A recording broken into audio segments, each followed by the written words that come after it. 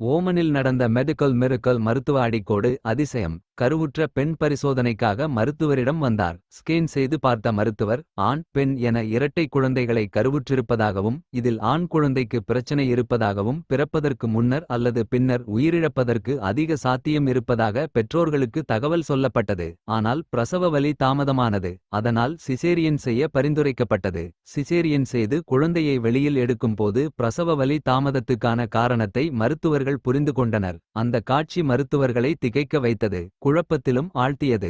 ஏனெனில் அந்த பெண் சிசு சிக்கலுக்குரிய ஆண் சிசுவின் கையை பற்றி பிடித்தபடி இருந்தது. பிரசவத்தின் போது தனியாக விட்டுவிடக்கூடாது, ஒன்றாகவே வெளியாக வேண்டும் என்பதற்காக சகோதரனின் கையை பற்றி பிடித்தபடி அவர்கள் ஒன்றாகவே வெளிப்பட்டனர். அறுவை சிகிச்சை செய்த மருத்துவர் விவரித்தார். பெண் சிசு அப்போது தனது சகோதரனை பிடிக்கவில்லை என்றால் அது முன்பே பிறந்திருக்கும். அதனால் அப்போது அது உயிரிழந்திருக்கவும் செய்யலாம். அல்லாவின் கிருபையால் இப்போது இரு குழந்தைகளும் நன்றாகவே வளர்ந்து வருகின்றனர். அல்லாஹ் பெண்மையை படைத்தான், அதனுடன் கருணையையும் சேர்த்தே படைத்தான். அல்ஹம்துலில்லாஹ்.